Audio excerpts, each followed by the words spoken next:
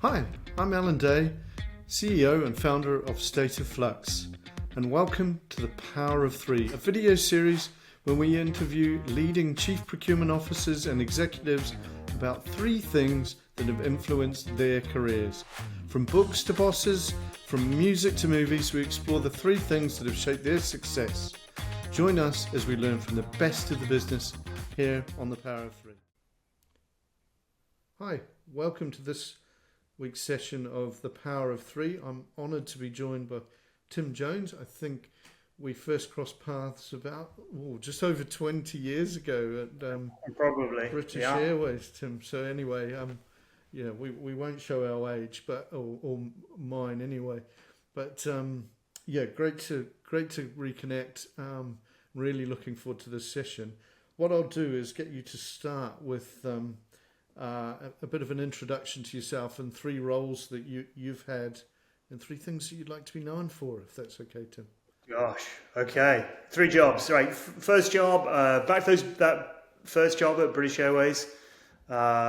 Came in as a graduate job, got my engineering degree, and then joined BA Engineering and straight into the supply chain and managing the spare parts and repair cycles. And such a exciting time as a new grad. The world was our oyster, and got lots of responsibility early on. I remember going to the Paris Air Show to negotiate a landing gear contract or something.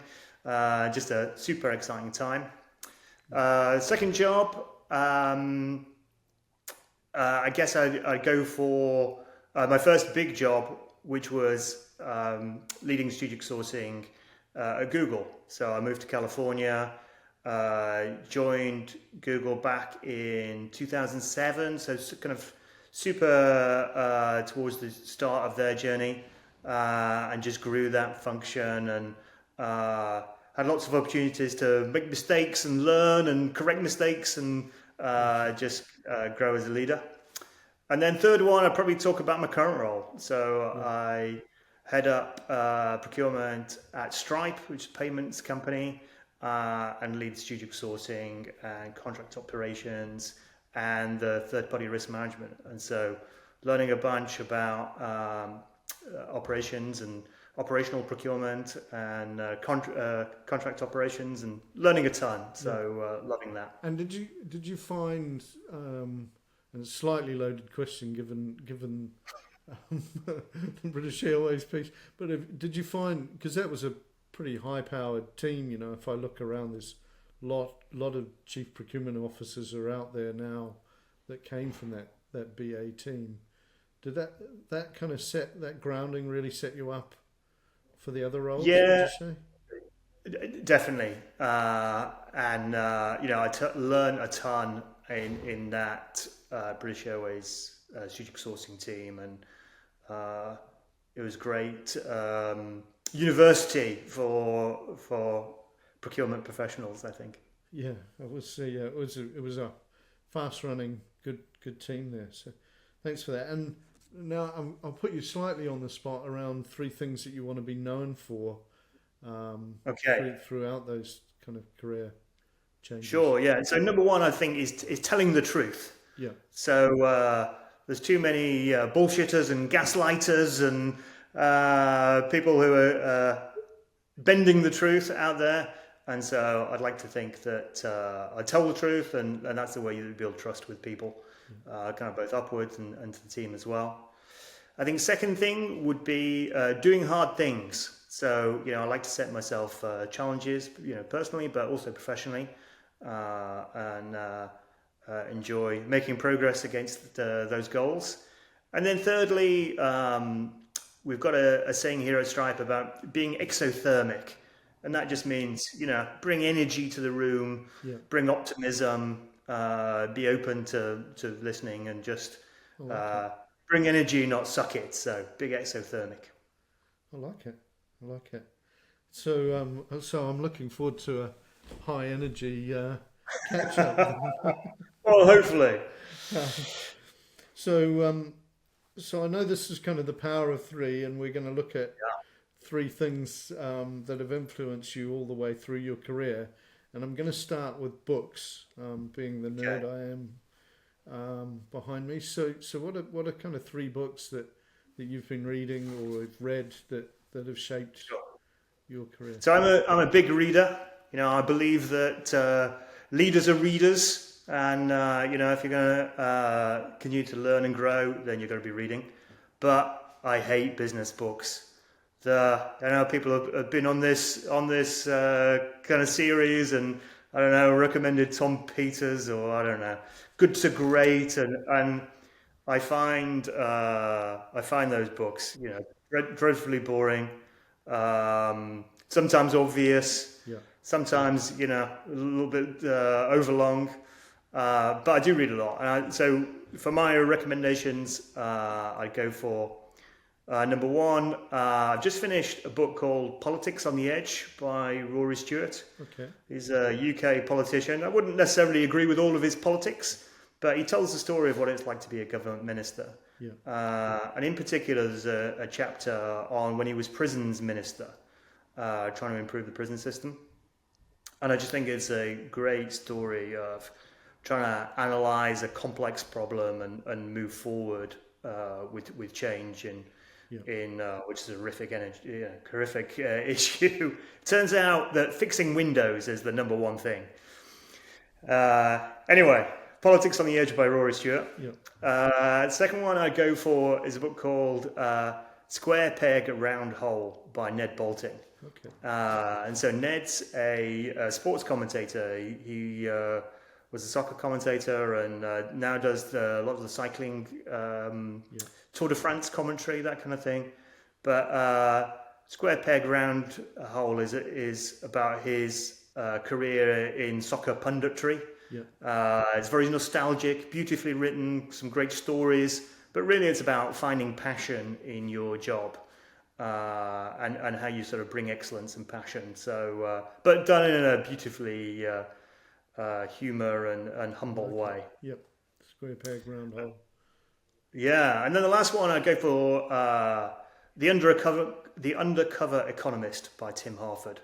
So Tim Harford is a columnist in the FT. There's a number of good podcasts, more or less, or more or less is I'd say the best one around sort of understanding statistics. But the Undercover Economist is about how the world works and the sort of psychology of economies. So I actually follow him on the platform formerly known as Twitter. And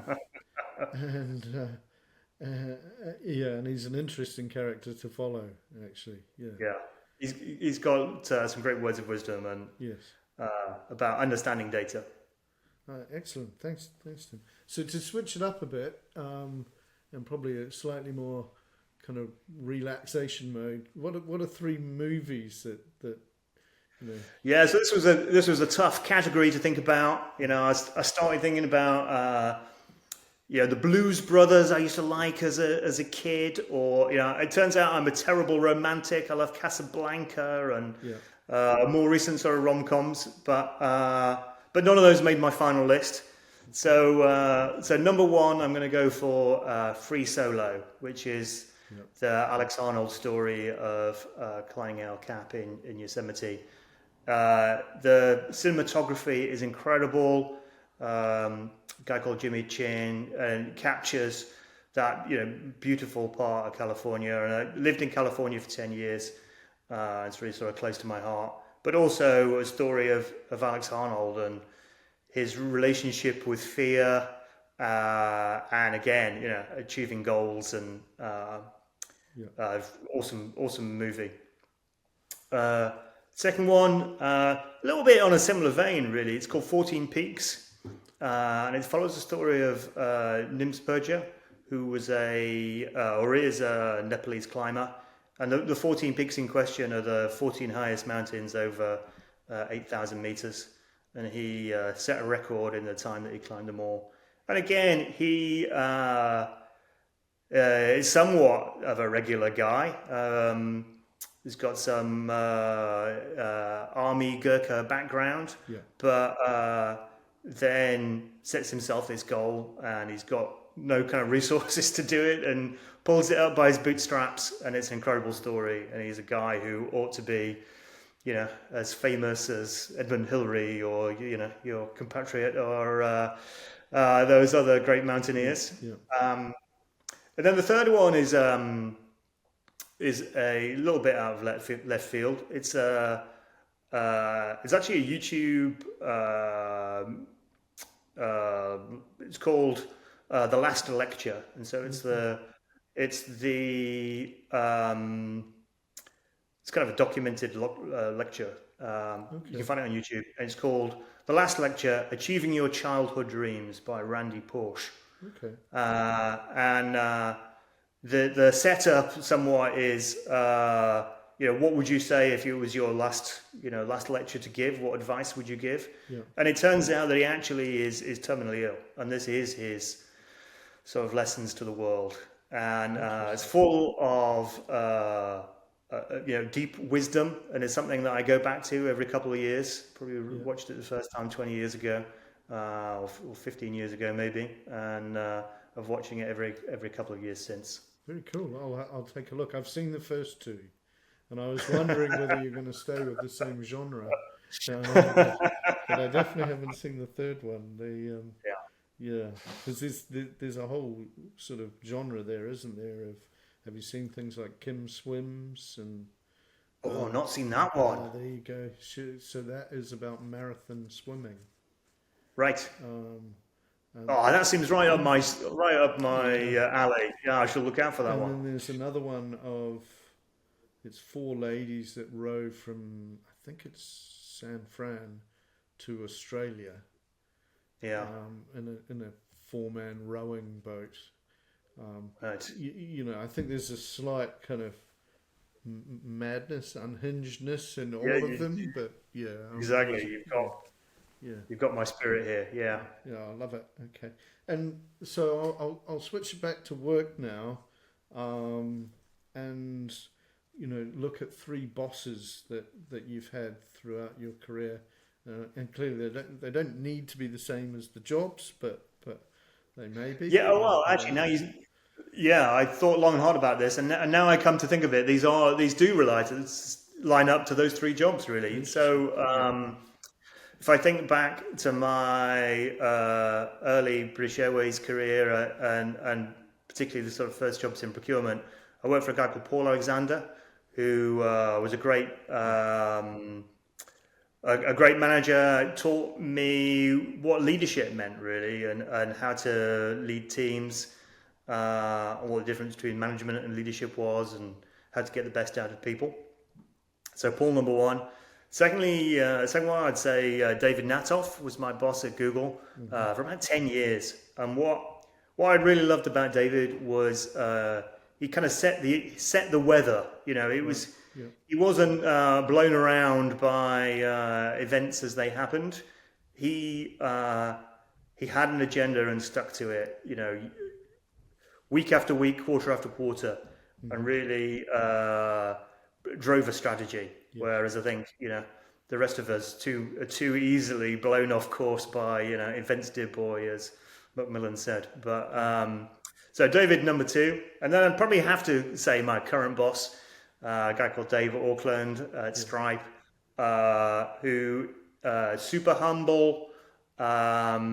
Very knowledgeable about operations, and has taught me a lot about finance operations, and also gives great feedback, and has helped me grow a lot as well. Awesome, thank you. And I know Paul well, so a fine choice there.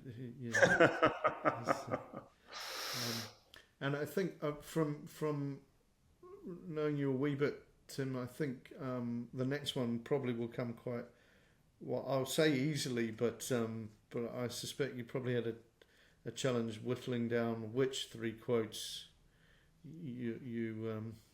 Yeah, so I've got a favourite one that I mentioned this to my daughter, and she says, "Oh, I bet you're going to say," and then correctly guessed. So it's, "Why does Rice play Texas?"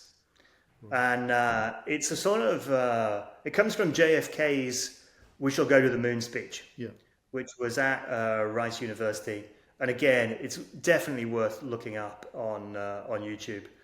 And so he talks about setting the goal of going to the moon, and he just sort of throws in this ad lib line of, "Why does Rice play Texas?" And he's talking about the college football rivalry between Rice University and the University of Texas, and it's why does this team play such good opposition? And he goes on to say, we do these things not because they're easy, but because they're hard. And this goal will serve to measure and organize the best of our energies and skills. And so I love that. Organize and measure and energies and skills bit. But that's all a bit long-winded. So why does Rice play Texas? I like it. Yeah. And so when my daughters say, "Oh, Tim, why are you going out for that long run, or why are you going out for that hike or whatever?" I say, "Well, why does Rice play Texas?" Okay, I'll try that one with my teenagers. And so the second one actually comes from that last lecture I was talking about, and it's be a Tigger, not an Eeyore. And perhaps that's a little bit like that exothermic thing I talked about earlier, but comes from the sort of Winnie the Pooh characters, and Tigger is the one that's bouncing around and with lots of energy, and Eeyore is the depressing donkey that sucks energy out of the room and blah blah blah. So be a Tigger, not a Eeyore. Yeah. And then the last one, a little, well, I suppose equally as lowbrow as the last one, it is "Be Curious" from Ted Lasso. I'm a huge Ted Lasso fan, and if you've not watched it, again, you can look up the "Be Curious" YouTube sketch or YouTube clip, and gives a great little insight into the show. But Ted Lasso's really a management guru for the best of us about how to build teams and set cultures and all the kind of stuff that I'm super interested in. It's very good. I know it's very popular in our house as well. Right.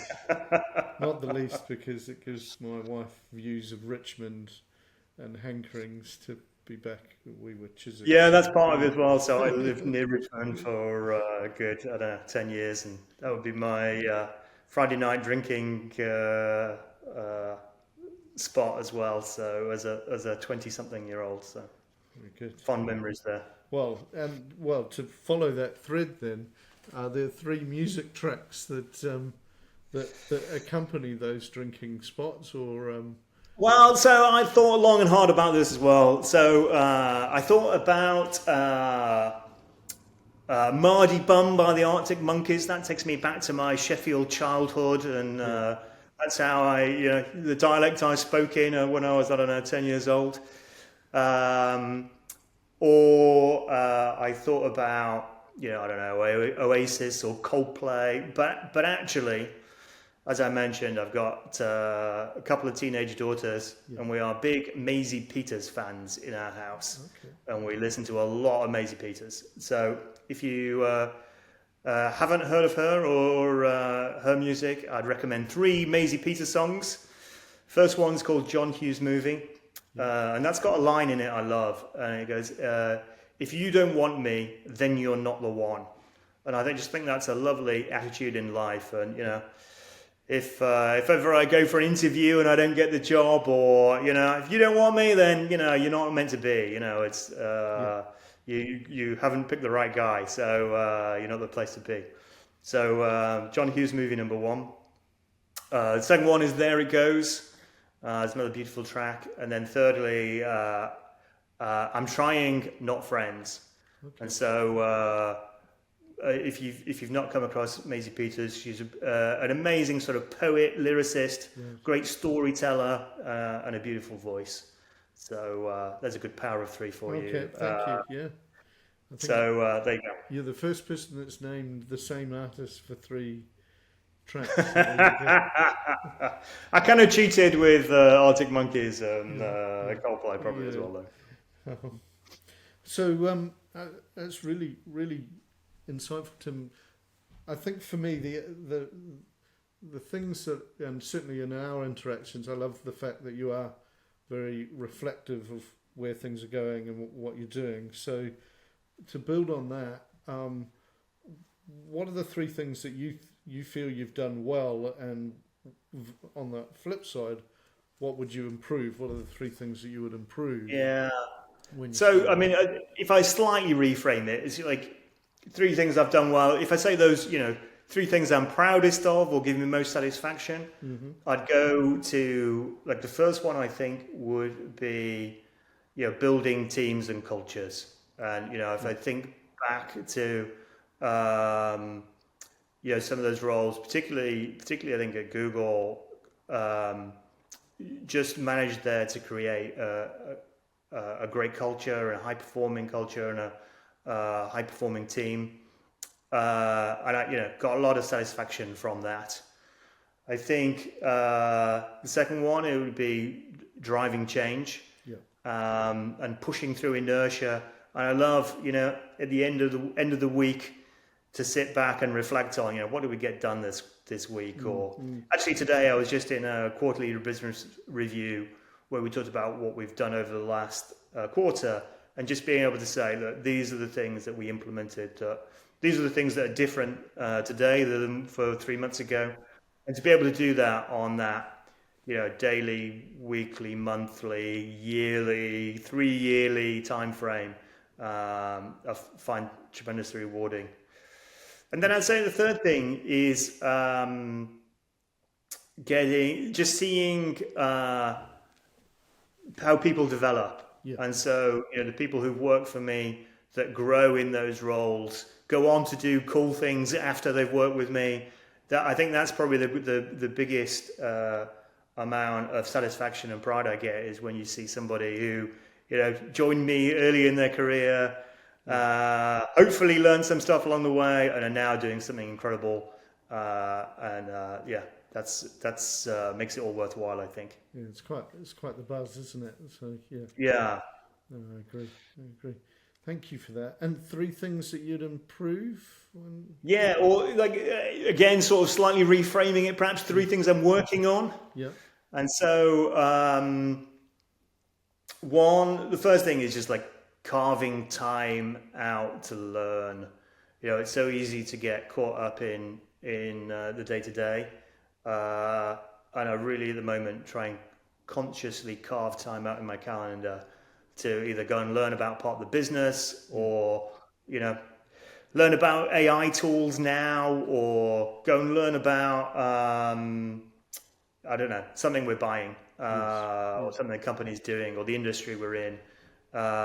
It's easy to overlook that, and something I'm really trying hard to do.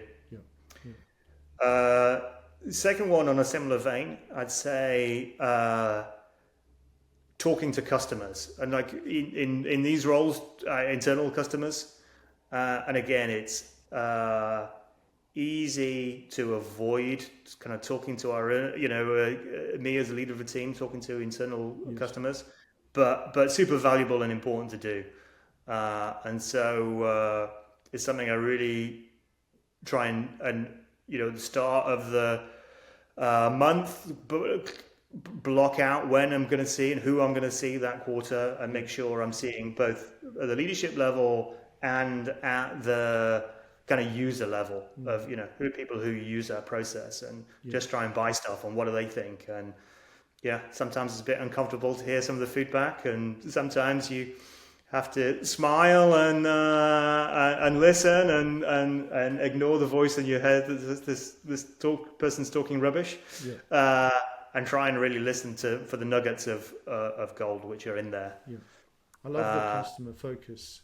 One of the things we've been trying to encourage clients to do is think about how what you do is affecting the customer experience, and how many suppliers are actually providing that customer experience, Right, which is quite right. interesting. Yeah, I love it. So that's yeah. So I love that. Yeah. Sorry to interject. Cool. Yeah. And then the third one, I think, is genuinely something I'm rubbish at, and have been rubbish at my whole career, is career planning. Right. I kind of wish I'd been more deliberate earlier on in my career about plotting which role I was, working towards, and what, companies I should work in. I've always been an opportunist, Yeah. and taken things as they've come along, and I've admired those people who have the 5-year plan and somehow manage to execute it despite the world of uncertainty that we live in. Yeah, very good. And for our listeners, what are 3 pieces of advice that you would give them that you've gathered over your career? Right. So the first one, get more sleep. So I think the older I've got, the more I reflect. What an amazing job I would have done if I'd have just had an extra half-hour sleep the night before. And so it's kind of easier said than done. I think it comes along with exercising right and eating right and being judicious about alcohol intake and those sorts of things. So I think it's something I really kind of prioritize now, is that kind of well-being and particularly sleep well-being, and it's something that's super important to me. And I think I really notice a difference. And the nights I've slept well, I'm on my game and at my best, and the nights I haven't, I'm definitely a notch below where I ought to be. Yeah. Mm. So number 1, get more sleep. 2, I'd say set priorities, and a little bit of that learning from David Natoff that I talked about before is I have my agenda of 3 things perhaps that I'm working on at any one time. I really prioritize and kind of ruthlessly focus my time on those priorities, and try and ignore some of those kind of bright, shiny distractions that come along, generally in the form of emails. And it's easy to get sidetracked down an afternoon of following a rabbit hole. But we perform at our best when we set priorities and ruthlessly prioritize and really try and get 3 things done at any one time, or 5 at the most perhaps. And then finally, I'd say understand the numbers. And so there's a lot of data in our roles, and I often find people don't really understand, where they've come from, how is the data collected, what are the potential errors that come into it, how could this data be misleading, and so it's something I really try. When I come into a new job or someone joins me, I really kind of encourage them to get under the hood and really understand where the data comes from and how metrics are calculated and what the sources of data are, as I say. So, awesome. Understand the numbers. Get more sleep, prioritize, and understand the numbers. Well, as a parent of teenagers, as I am, get more sleep really resonates. But yes, thanks, Tim. That's hugely insightful and really interesting. And I appreciate the time you've taken to, 1, research these, and 2, share them with the audience. No, I love it. It's been a big desert island disc moment. So thank you for that opportunity. Well, thank you. Thanks, Tim. We'll speak soon.